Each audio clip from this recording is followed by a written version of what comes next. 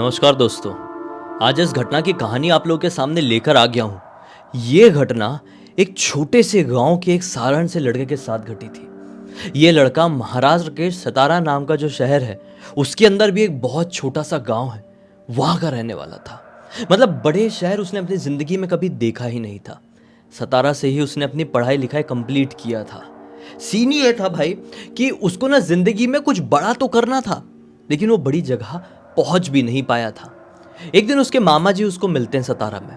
कहते हैं कि बेटा, जिंदगी में कुछ ढंग के पैसे कमाना है, नाम कमाना है, तो उतने ही बड़े शहर में जाना होगा। तो पुणे या मुंबई जा। तूने अच्छे खासे परसेंट लेकर आया है यार, वहाँ पे तुझे अच्छी नौकरी मिलेगी। तू जा भला वहाँ पे ट्राई कर, मैं तेरे घर पर बात करूँगा। मामा जी अगली शाम को उसके घर पर गांव में पहुंचे और उसके मम्मी पापा से बात किए। मम्मी पापा ने बोले कि बात तो सही है, लड़का कल को ज़्यादा पैसे कमाने लगा तो हमारी ही इज्जत गांव में ऊंची होगी।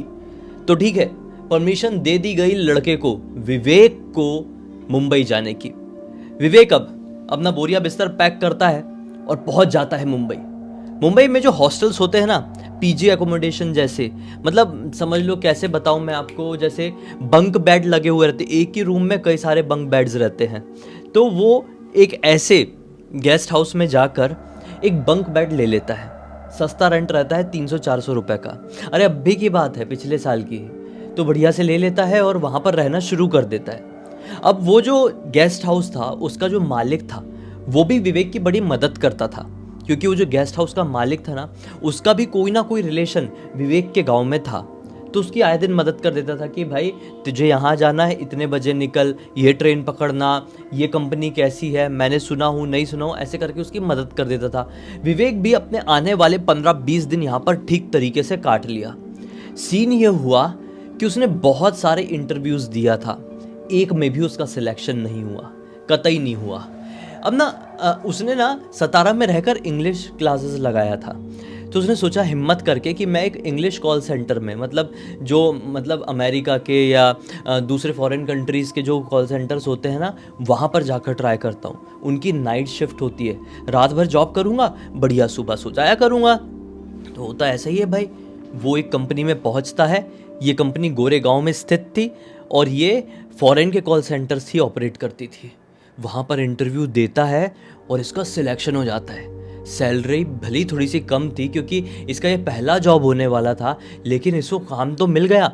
और गांव के नज़रिए से एक बहुत छोटे गांव का लड़का है, और इसे गांव में लिटरली इतना एक महीने में किसी ने नहीं कमाया था जितनी इसकी हर महीने की सैलरी होने वाली थी। मतलब इसकी सैलरी अप्रॉक्स वहाँ पे डिसाइड हुई शायद 22,000 रुपये के आसपास। इसका दिमाग हिल गया, बोला 22,000 रुपये, गाँव में तो अच्छे अच्छे लोग महीने के नहीं कमा पा रहे, मुझे मिलेंगे और वो भी हर महीने मिलेंगे 22,000 रुपये। ये बहुत खुश हुआ, घर पे बताया, बढ़िया ढोल पिटवा दिए गांव में। और फिर क्या हुआ कि ये भी आया इधर पे, और वो जो पीजी अकोमोडेशन वाला जो गेस्ट हाउस का मालिक है, उसको भी बोल दिया कि अंकल मुझे नौकरी मिल गई है और अब मैं कुछ ही दिन यहाँ पर रहूँगा, जैसे मेरी पहली पगार आ जाएगी फिर मैं एक प्रॉपर फ्लैट में शिफ्ट हो जाऊँगा। तो अंकल जी ने उसको समझाए भी, बोले नहीं बेटा, इतना आसान नहीं है, हमारे यहाँ तो ब्रोकरेज डिपॉजिट ऐसा कुछ होता नहीं है।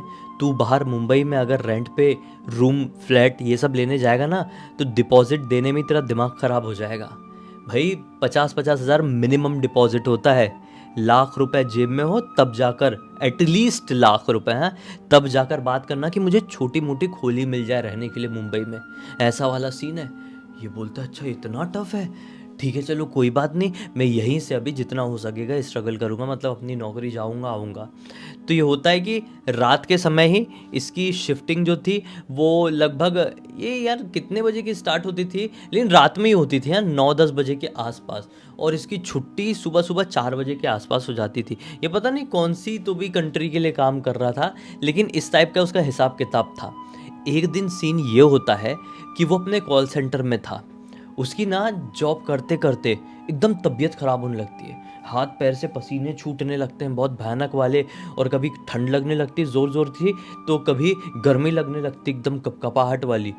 इसका टीएल इसको देखता है, बोलता है कि भाई तू ठीक है कि नहीं, तू बहुत अजीब सा दिख रहा है, क्या हो गया तुझे? ये बोलता है सर पता नहीं क्या हुआ है, बचपन में थोड़ी बीपी की प्रॉब्लम थी मुझे।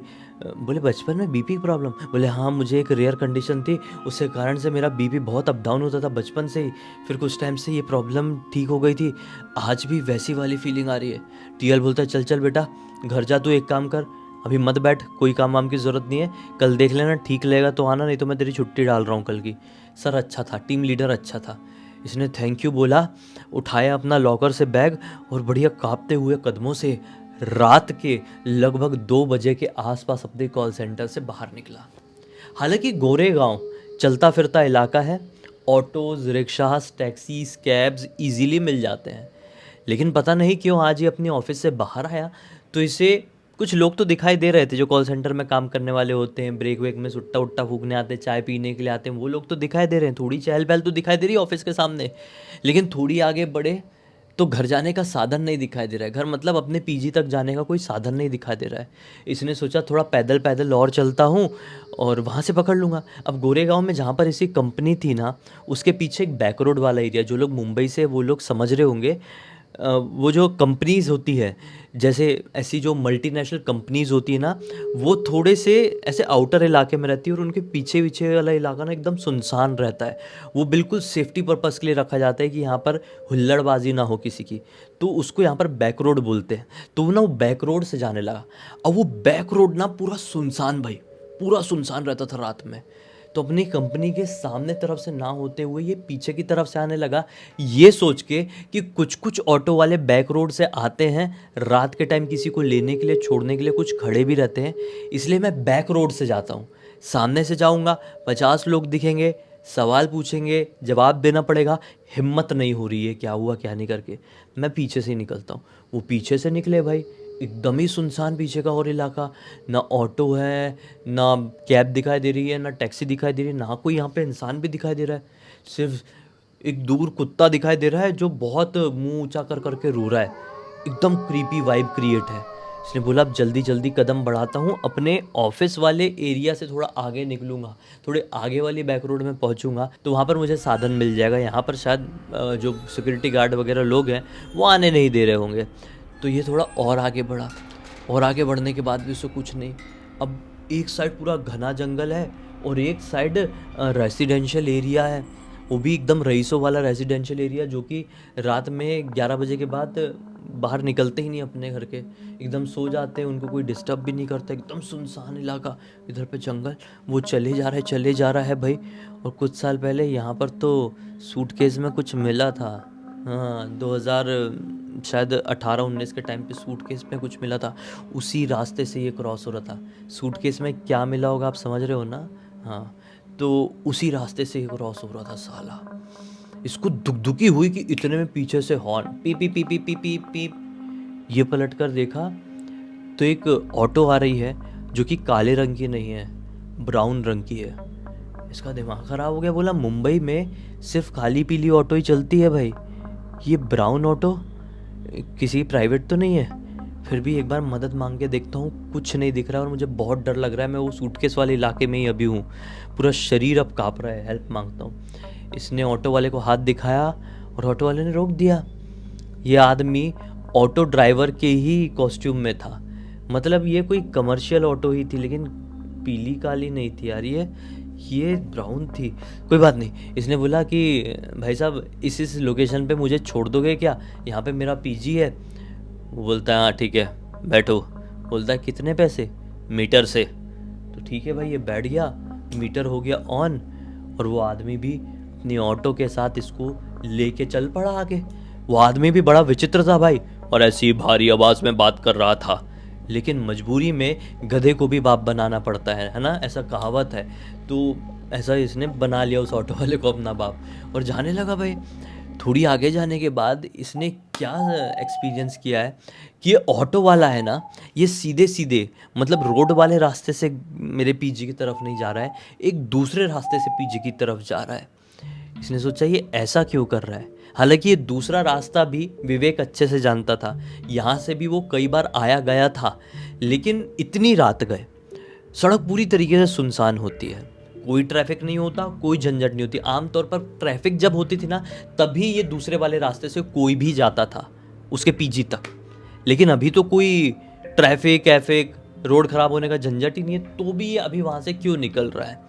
खैर इसने कुछ नहीं बोला, उसको इग्नोर किया। ये अपनी तबीयत के ऊपर फोकस कर रहा है, अपने ऐसे हाथ पाथ मल रहा है, ऐसा ऐसा कर रहा है कि बीपी मेरा थोड़ा डाउन हो, मैं थोड़ा सा अपना हवा लेता हूँ, माइंड डाइवर्ट करता हूँ।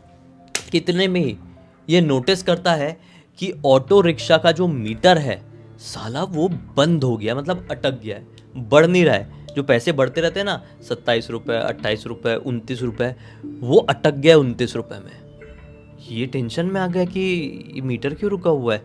थोड़ा सा नोटिस किया, ऑटो काफ़ी आगे चल गई, फिर भी ये मीटर बढ़ा नहीं। तो इसने ऑटो वाले से पूछा, भाई साहब ये आपका मीटर ख़राब हो गया है क्या, अचानक से रुक क्यों गया। उसने उस बात का कोई रिस्पॉन्स नहीं दिया। और जैसे ही ये बात विवेक का पूछना हुआ है, ऑटो वाले ने अपनी ऑटो जंगल वाले रास्ते में घुमा दिया। लिटरली एक जंगल वाला रास्ता। तो ये डर गया और इस रास्ते से इसके हॉस्टल तक जा ही नहीं सकते। अब ये इसके हॉस्टल या पीजी अकोमोडेशन, जो भी मैं बोल रहा हूँ, एक ही जगह के कई नाम बोल रहा हूँ, इसके हॉस्टल से बिल्कुल अपोजिट डायरेक्शन में वो अपनी ऑटो ले जाने लगा। तो घबराकर विवेक बोलता है कि भाई साहब यहाँ पर मेरा पीजी हॉस्टल नहीं है, आप कहाँ लेकर जा रहे हो, ये जंगल वाला रास्ता है और इसके आगे फिर एकदम आउटर इलाका लग जाएगा। ऑटो वाला ना एकदम तेज कर दिया उसकी ये बात सुन के, बहुत तेज कर दिया। अब घबराहट और होने लगे इसको कि साला ये ऑटो वाला आदमी कोई चोर उचक्का भी हो सकता है। अब ये मेरे को बहुत मारेगा, जितने बड़ी मेहनत से थोड़े बहुत पैसे मैंने बचाया हुआ था, माँ बाप ने अपने ये वो गिरवी रख के मुझे देकर यहाँ पर भेजे थे, वो सब लूट डालेगा, मोबाइल वोबाइल छीन लेगा। ये अपने दिमाग में सारी चीज़ें घुमा ही रहा है कि इसने ये नोटिस किया कि अब वो ऑटो वाला एक कच्चे सड़क में ऑटो ले जा लिया है। बोले इसकी ऐसी की तैसी मैं बैठ के सोचते ही रहूँगा कि ऑटो से कूद जाता हूँ। ये ऑटो ना वो दरवाजे वाली ऑटो थी और दरवाजे बंद थे दोनों के, और ये दरवाज़ा खोलने लगा ऑटो का और वो खुल ही नहीं रहा है। ऐसा अटका है, ऐसा जाम लिया। इतना पतला सा तो दरवाज़ा होता है लोहे का, ऑटो का इतना पतला दरवाज़ा होता है, लेकिन वो इतना पतला दरवाज़ा भी ऐसा जाम हुआ है कि वो खुल ही नहीं रहा है। अचानक से ऑटो वाला जोर से हंसता है ऐसा ही यार, राक्षस जैसी आवाज में, क्या कर लेगा इतनी कोशिश करके, तू मेरे शिकंजे में आ गया है, अब बचकर नहीं निकल पाएगा एकदम ऐसे ही हंस रहा है। कितना वाहियात लगा ना अभी देख के, वैसे इसको लगा। इसने बोला तुम नाटक क्या कर रहे हो, फालतू की एक्टिंग मत करो, मुझे मेरे हॉस्टल तक छोड़ दो, जो मांगोगे दे दूंगा, लेकिन ऐसे कहीं पे भी मत लेकर जाओ। ये कुछ भी नहीं बोला, फिर ऑटो की रफ्तार और बढ़ा दिया। मैंने बोला ना मेरी बात सुनो, मेरी तबीयत खराब है, नहीं तो तुमको अच्छा सबक सिखा दिया होता। तू मुझे सबक सिखाता बेचारा, तुझे तो अभी भी समझ में नहीं आ रहा है कि तू किसके हवाले चढ़ गया है, और तुझे लगता है मैं तेरे हॉस्टल तक तेरे को लेकर जाऊंगा, तू चलेगा मेरे साथ लेकिन कहीं और ऐसा बोल के और तेज ऑटो कर दिया। उसने बोला इसकी ऐसी तैसी, अब तो मैं गारंटी गया, क्योंकि ना वो ऑटो वाला ना एक ऐसे रूट में ऑटो भगाने लगा था जिस रूट में थोड़ी आगे जाने के बाद एक तालाब था और वो फुल स्पीड में चला रहा है।